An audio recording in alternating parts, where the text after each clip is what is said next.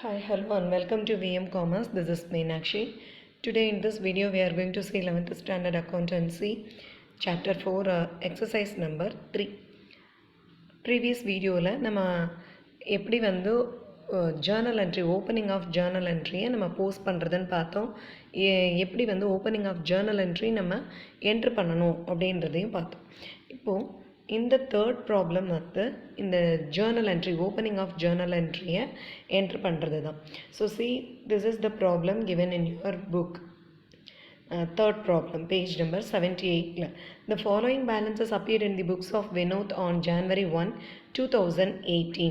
So Vinod அப்படின்றவரோட accounts புக்கில் இந்த opening balances எல்லாம் இருக்குன்னு சொல்கிறாங்க.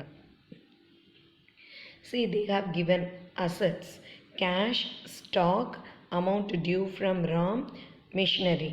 ஒரு 4 என்ட்ரிஸ் கொடுத்துட்டாங்க. Cash, stock, amount due from RAM, machinery. Then liabilities, amount due to Vijay. இதுதான் liability. So assets, liabilities ஓட balances கொடுத்தாச்சு. Pass the opening journal entry and post them to Vinod's capital account. So இந்த ப்ராப்ளம்ல என்ன கேட்டிருக்காங்க, opening journal entry enter பண்ணணும், Vinod capital அக்கௌண்ட்டோட ledger வந்து open பண்ணணும் அப்படின்னு. ஸோ இந்த ப்ராப்ளமை பொறுத்த வரைக்கும் ஓப்பனிங் ஜேர்னல் என்ட்ரியிலேருந்து எல்லா அக்கௌண்ட்ஸ்க்கும் எப்படி லெட்ஜர் பாஸ் பண்ணுறதுன்னு நம்ம பார்த்துடலாம். So posting of opening journal entry அதை ஃபுல்லாகவே நம்ம பார்த்துடலாம்.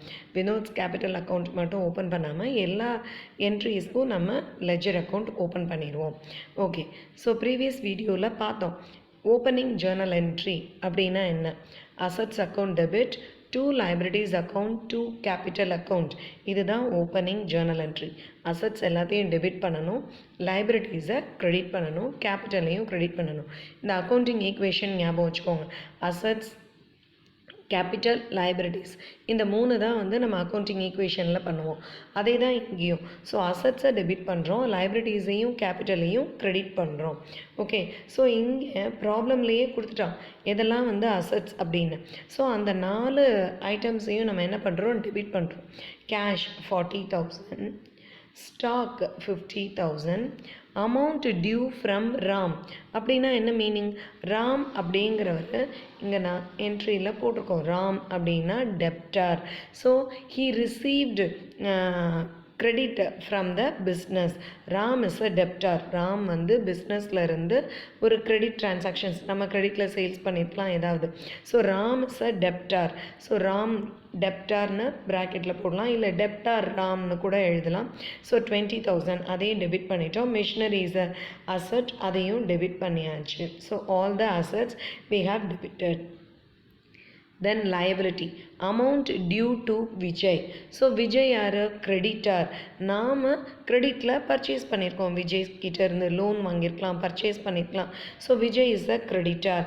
ஸோ அப்போ கிரெடிட்டார் அப்படின்னா கிரெடிட் பண்ணுறோம் 10,000 rupees. ஓகே, ஸோ இதுதான் ப்ராப்ளமில் கொடுத்துருக்குற transactions.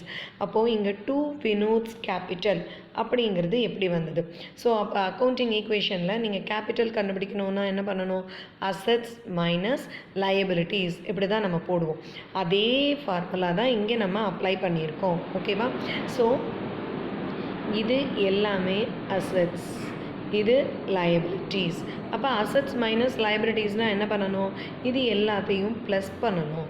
40,000 plus 50,000 plus 20,000 plus 40,000. Okay, 1,50,000.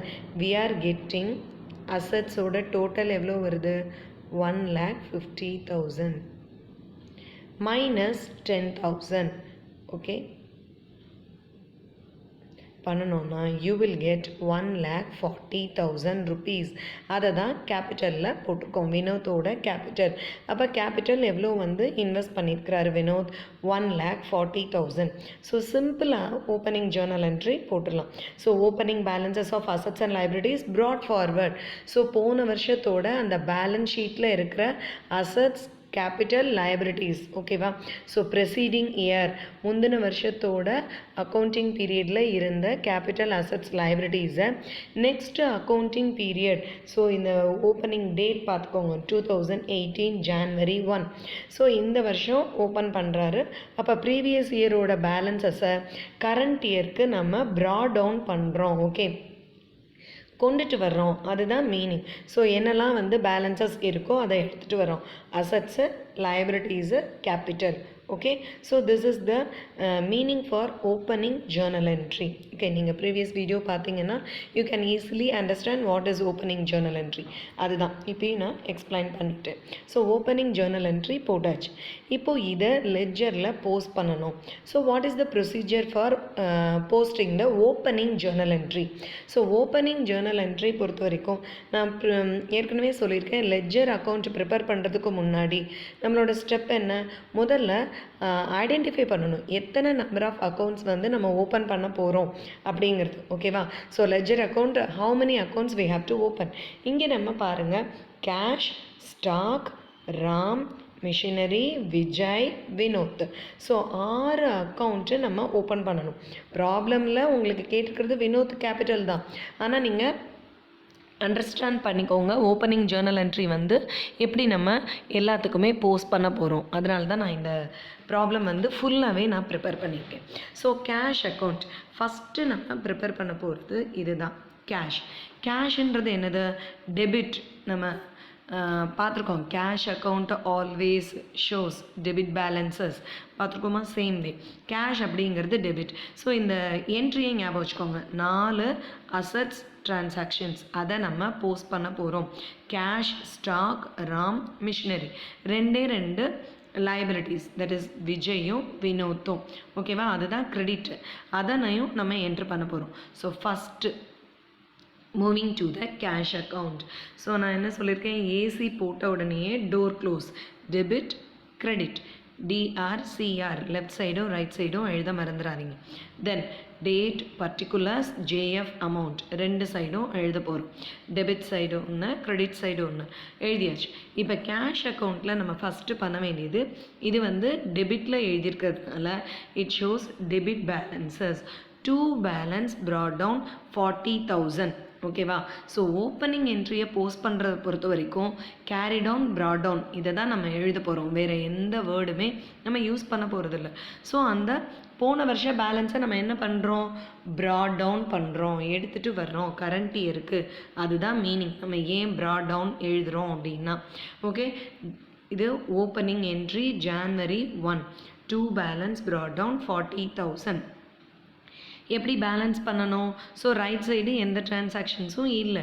அப்போ 40,000 தான் டிஃப்ரென்ஸ் டெபிட் சைடுக்கும் கிரெடிட் சைடுக்கும்.